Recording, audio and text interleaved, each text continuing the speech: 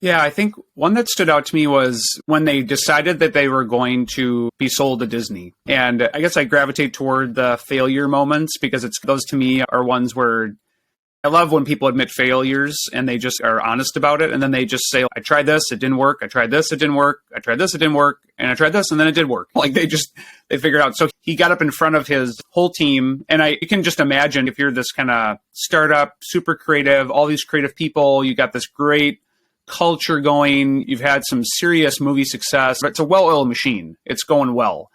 And then all of a sudden you bring in the giant Disney. And I'm sure everyone was like, what in the world is going on here? We are going to be stifled. Just what we talked about. You're going to be stifled. We're not going to be able to keep doing what we're doing. And I think he got up and said, don't worry, guys. Nothing's going to change. We're still going to be able to operate the same way that we always have. He quickly says in the book that did not work and that wasn't going to happen. It wasn't honest.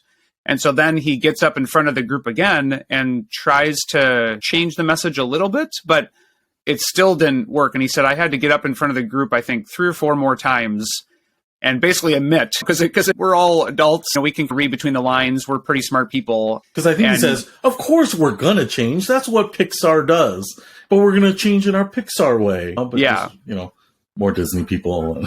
Exactly. So then I realized that I just needed to get up and say, no, it's going to change. It's going to be different. So he was just honest with how it was going to be. And he's like, we'll work through that. We'll try to figure out what does Disney do well that we like? What do we do well that we like? And so I think his takeaway was sometimes it's better just to say that the first time and not waste so much time trying to his team, but just to be honest with them and say, it's not going to be easy. We do think this is the right move. And I guess his people had to just trust him in that instance. And I think they went through a few growing pains, but eventually it really paid off because they had way more resources.